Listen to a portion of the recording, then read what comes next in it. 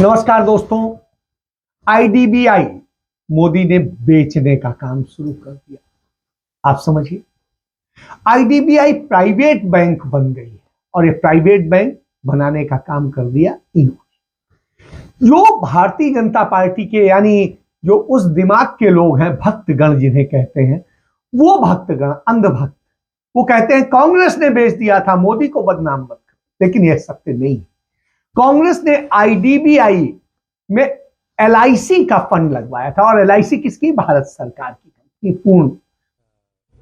ये जो IDBI bank है, वैसे ये प्राइवेट सेक्टर बैंक है आरबीआई के अनुसार, क्योंकि जब सरकार ने 51% इक्विटी एलआईसी को दी, तो ये एलआईसी का कंट्रोल चूंकि एलआईसी के कंट्रोल में आया, और उसके बाद अब चूंकि फर्दर क्यूआईपीज हो गए थे, तो एलआईसी अब लगभग 49% और सरकार लगभग 45% में है। पुट टुगेदर हम लोग 94% में हैं। तो चाहे इसको प्राइवेट सेक्टर बैंक आरबीआई कहता है, लेकिन परसेप्शनली इसको चूंकि एलआईसी सरकार की संस्था है और सरकार भी है इसमें बड़े पैमाने में, तो उसको हम लोग लगभग 60% अभी दे रहे हैं, यानी कि लगभग 30% सरकार का, लगभग 30% एलआईसी का, और रेजिडुअल जो रह जाएगा इसके बाद सरकार के पास 15 और एलआईसी के पास 19, यानी कि 20% से एलआईसी नीचे होगा और सरकार भी 20% से नीचे होगी। 20% का एक सिग्निफिकेंस है कि वो नहीं तो एसोसिएट कंपनीज में आता है, और इसमें फिर बाद में हमें एलआईसी को और भारत सरकार को इसकी स्वतंत्रता होगी कि जब वो बाद में किसी भी समय में वो अपना शेयर निकाल सकते हैं, और अपसाइड देखते हुए वो उसका बाद में निर्णय करेंगे। अभी यदि 60% का ऑफर है, तो उसके साथ साथ मैनेजमेंट कंट्रोल में भी कहा गया है, जो कि अभी एलआईसी के पास है, और ये यानी कि जो उनको मेजॉरिटी ऑफ डायरेक्टर्स बनाना पड़ता है, तो वो सब भी दिया जाएगा। लेकिन नरेंद्र मोदी ने कैसे इसे अदानी को सौंपने का काम शुरू किया, इसको आप समझिए। एलआईसी में नरेंद्र मोदी ने इन्वेस्ट कराया किसका पैसा? अदानी का पैसा, और बड़ी भारी मात्रा में कराया।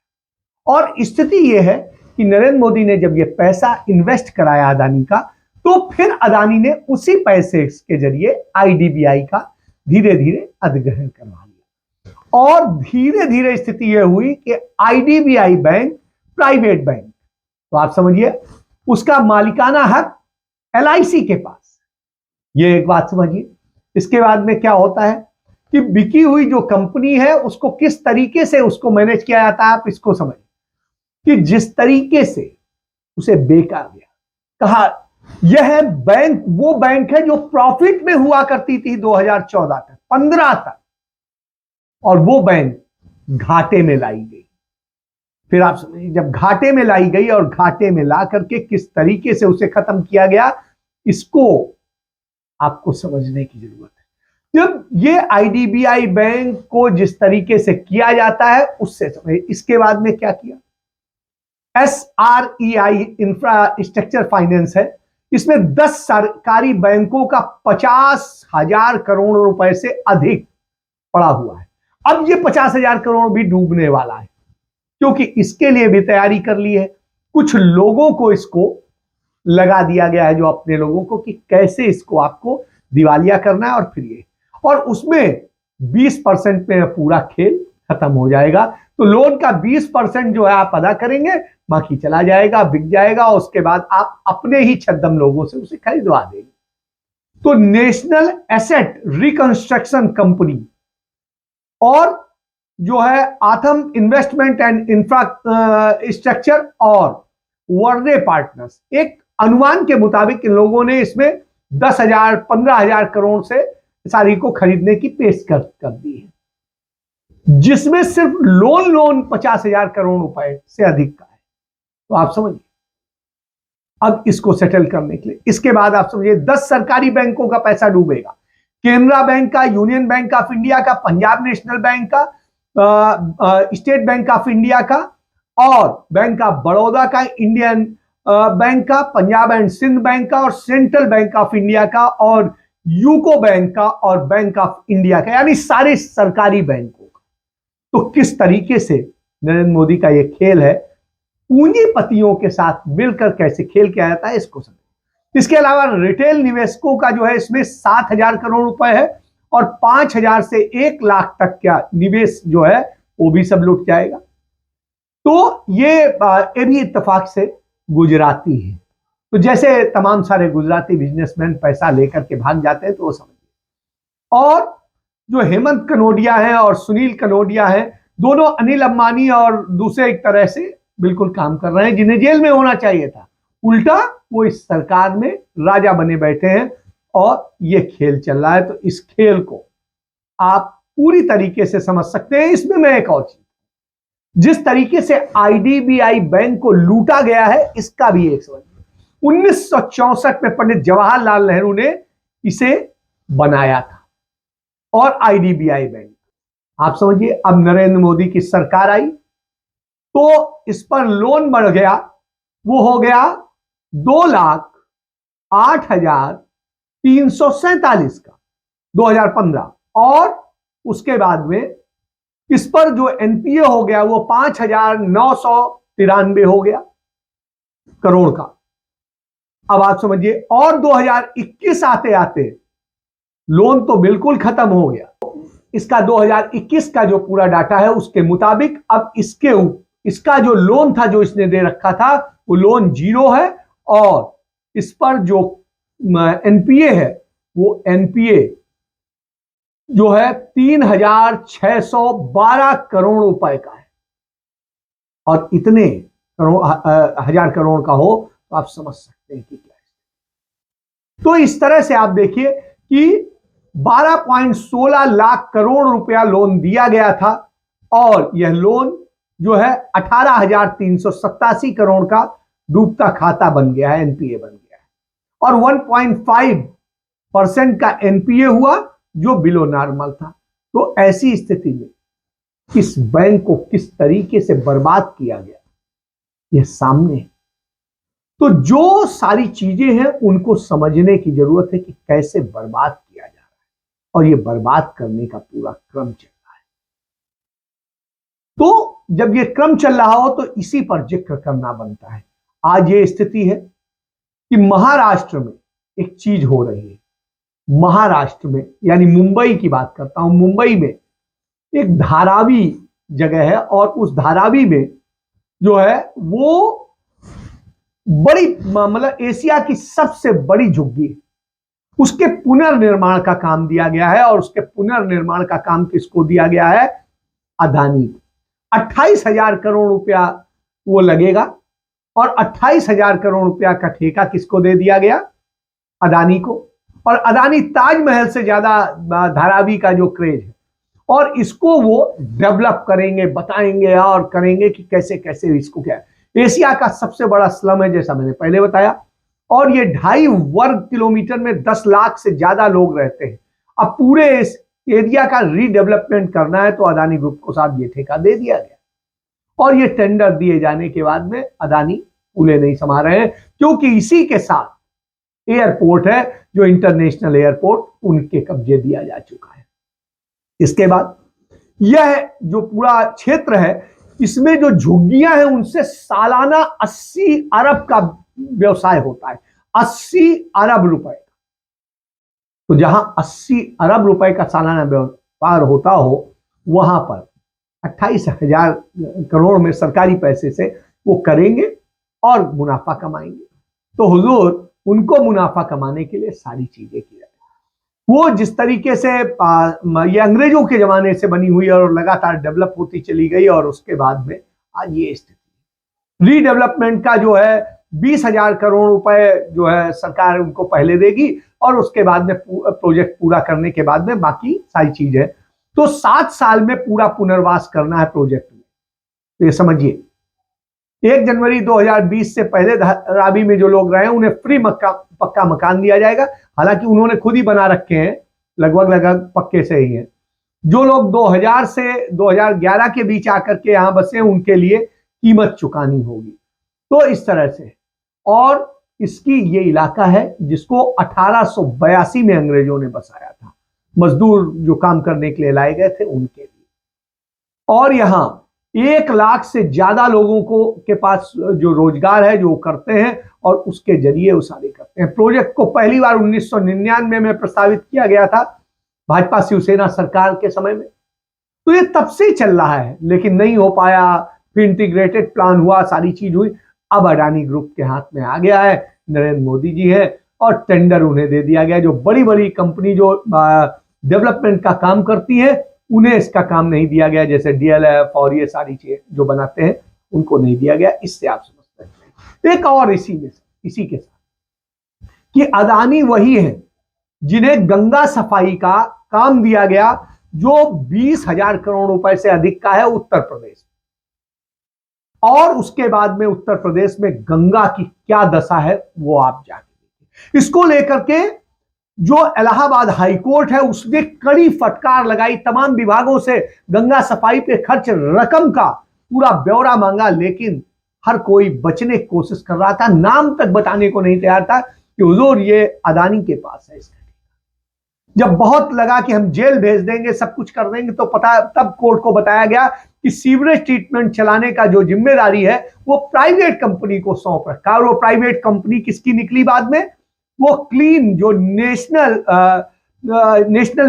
मिशन क्लीन गंगा है उसी पर।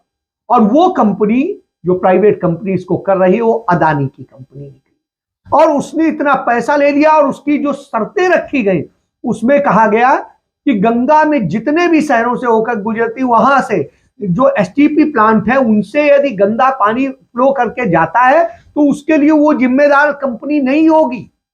तो आप समझिए इससे बड़ी और बात क्या हो सकती है। Chief justice Allahabad high court Rajesh Bindal थे, उसके अलावा मनोज कुमार गुप्ता थे, न्यायमूर्ति अजीत कुमार थे, उनकी पूर्ण पीठ ने इस पर सुनवाई की। और जो स्थिति थी उसके बाद केंद्रीय प्रदूषण बोर्ड हो, जो उत्तर प्रदेश का गंगा और क्लीन से जुड़ा हुआ विभाग हो, नगर निगम हो, सबको उन्होंने पूरी, लेकिन अंततः वही आता है कि साहब कमाने के लिए गए। तो आज भी ये सुनवाई हुई थी जुलाई और अगस्त में, और आज भी जब हम आपसे दिसंबर में बात कर रहे हैं आज भी वहां गंदा पानी जा रहा है और गंगा गंदी से गंदी होती जा रही। वही सीएसआर फंड के नाम पर, जहां एक तरफ यहां से पैसा कमा रहे हैं, दूसरी तरफ सीएसआर के नाम पर गंगा के उधर इर्द गिर्द थोड़ा सा पेड़ पौधे लगवा दिए, थोड़ा सा वो कर दिया और उसके नाम पे भी पैसा लूटा जा रहा है। तो एक तरह से नहीं लूटा जा रहा है, चारों तरफ से लूटा जा रहा है। तो यह लूट की गंगा बन गई है। और लूट की गंगा किसने? नरेंद्र मोदी ने बना दी। तो नरेंद्र मोदी ने जब यह बना दी हो धारावी, क्यों? क्योंकि वो मुंबई एयरपोर्ट के साथ में है और मुंबई एयरपोर्ट का ठेका पहले ही दिया जा चुका है, तो 50 साल। तो इस तरह की स्थितियां हैं। अब एक और नया खेल हो रहा है का इंटरनेट कॉलिंग सस्ती करने क्या है, इसके लिए टेलीकॉम कंपनियों से जो लाइसेंस फीस ली जाती है उसे हम घटा दें।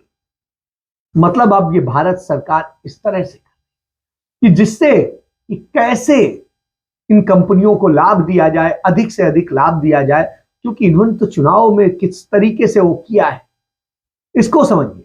जबकि वो टैरिफ नहीं महंगा करना चाहते, ना वो कुछ करना चाहते हैं, यही डर दिखा के कि कंपनियां टैरिफ बढ़ाने की बात कर रही हैं तो इसलिए इनका टैरिफ ना बढ़े और हम इसके लिए ये करते हैं और ऐसे करते हैं। तो टेलीकॉम के लिए नए नियम लाएंगे, नए वो करेंगे। तो कंपनियों को 3 बार जो है सरकार राहत दे चुकी है, अब 4थी बार राहत देने की तैयारी है।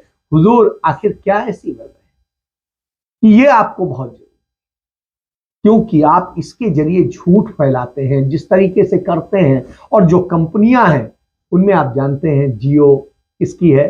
अंबानी की। एयरटेल है, उसके बाद में वोडाफोन है, जितनी कंपनियां हैं आप देखिए सब आपके करीबी लोग हैं और ये वो लोग हैं कि जिनके साथ आप किस तरीके से चल रहे हैं। तो 3 कंपनियों को राहत दी गई थी 2021 में और इसके बाद में फिर भी उन्होंने टैरिफ बढ़ा दिया अक्टूबर में कंपनियों 25 से 30%। अब उन्हें फिर दिया जा रहा है, कहा जा रहा है महंगाई है, सर्विस महंगी हो गई है, ये सारी चीजें। तो हुजूर क्या उनके लिए महंगी हो गई? हमारे आपके लिए भी तो है। तो जब ये स्थितियां तो कि किस तरीके से लूट का पूरा मॉडल है, इसका नाम है नरेंद्र मोदी मॉडल। तो जिस तरीके से शिकायत करते थे, आप देखिए जब स्पेक्ट्रम अलॉटमेंट का हुआ, सब में हुआ, कितना बड़ा घोटाला है। जितना आपने बेस प्राइस रखा उतने का भी बहुत कम आया, इस तरह की स्थिति। और आप कांग्रेस सरकार में तो कहते थे 2G घोटाला, तो आप कौन कौन से घोटाले कर, वो घोटाले सामने आ रहे हैं। एयरपोर्ट का घोटाला, पोर्ट का घोटाला, ठेकेदारी के घोटाले, गंगा सफाई का घोटाला। तो नरेंद्र मोदी सरकार क्या सिर्फ घोटालों की सरकार है और वो घोटाले करेगी? और जिसे कहते थे मां गंगा ने मुझे बुलाया, उस गंगा की आपने दशा क्या कर? देखिए, जो तमिल संगम हो रहा है अपने काशी में, एक तो देखिए बड़ा पुराना संबंध काशी से रहा है दक्षिण भारत का, खास करके शिव जी के आवासीय क्षेत्र को देखते हुए आपके दक्षिण में देखिए तो काशी का बहुत ही महात्मा है। एक तो यहाँ शिव जी की उपस्थिति और गंगा मैया का प्रवाहमान होना, तो उनके लिए होता है कि इससे बड़ा स्पेस कोई दुनिया में है नहीं, तो इतना आदर लोग रखते हैं। और ये तो हम इसका उल्लेख करेंगे कि कुमार स्वामी जी के यहाँ के जब रहे हैं 400 वर्ष पहले, तब से ही ये तो एकदम एविडेंट है, दिखता है किस तरह का सांस्कृतिक संबंध रहा है। और संबंध को अगर आप नया दिशा नहीं देंगे तो वो कभी कभी ढीला पड़ने लगता है। तो आज हम समझते हैं कि ये समय की जरूरत है इसको फिर एक बड़े रूप में स्थापित करने का, और हम समझते हैं कि इसका प्रभाव बहुत अच्छा पड़ेगा। और यहाँ पर देखिए गंगा माँ का प्रवाहमान होना, हम लोग तो मानते हैं कि ये नेहरू जी का भी कहना है कि ये सिल्कन थ्रेड है, पूरे कंट्री को एक तरह से बाइंड करती हैं। तो आज ये अगर करते हैं आप, तो सांस्कृतिक रूप से आप अपने देश के एकता को और अखंडता को और सुदृढ़ करेंगे। ये समय की जरूरत है और हम समझते हैं कि दक्षिण भारतीय लोग भी इसको खूब पसंद करेंगे। और उत्तर भारत के लोगों को ये देखना चाहिए कि हम लोग का कितना पुराना संबंध है और ये कितना इसको लेकर निश्चित रूप से पीड़ादायक। और वाराणसी को जो कहा जाता है वरुणा और असी, तो जो असी नदी है उसकी सहायक नदी, उसकी भी सफाई का जिम्मा था अदानी के पास, लेकिन उस पर कुछ नहीं किया, वो नाला बन गई। आप समझिए, तो नाले बना देना, उस पवित्र नगरी को प्रदूषित करा देना और ये करा देना, तो ये नरेंद्र मोदी का काम है। और उसके नाम पर लूट का धंधा नरेंद्र मोदी के दोस्त चला रहे हैं, उनके लोग चला रहे हैं। तो ऐसी स्थिति में आपको सोचने की जरूरत है, सच को समझने की जरूरत है। यदि वक्त रहते नहीं समझे तो गंगा भी खत्म, गंगा वाले लोग भी खत्म, और आप गुलाम बन के किचुए की तरह रेंगते रहिए और 5 किलो अनाज के लिए भीड़ में लगे रहिए, लाइन में लगे रहिए। तो यही आपको, और दूसरी तरफ अदानी दिन प्रतिदिन रोज बढ़ते रहेंगे, हजारों करोड़ रुपया रोज बढ़ते रहेंगे और वो दुनिया के सबसे अमीर भी बन जाएंगे। अभी तो तीसरे नंबर पे है। तो आप इससे बिल्कुल मुतमईन हो जाइए कि ये सरकार आपके लिए नहीं, पूंजीपतियों के लिए काम करती है। ये लूट की सरकार है, भ्रष्टाचार की सरकार है, घोटालों की सरकार है। तो इस सरकार को जितनी जल्दी पहचानेंगे, क्योंकि ये आपका सब कुछ बेच, इसलिए बेहद जरूरी है आप सच को जानिए, पहचानिए और आगे बढ़िए, फैसले लीजिए कि आपको कहां खड़ा होना है, बनाने वालों के साथ या बिगाड़ने और बेचने वालों के साथ। फैसला आपका। जय हिंद, जय भारत, वंदे मातरम।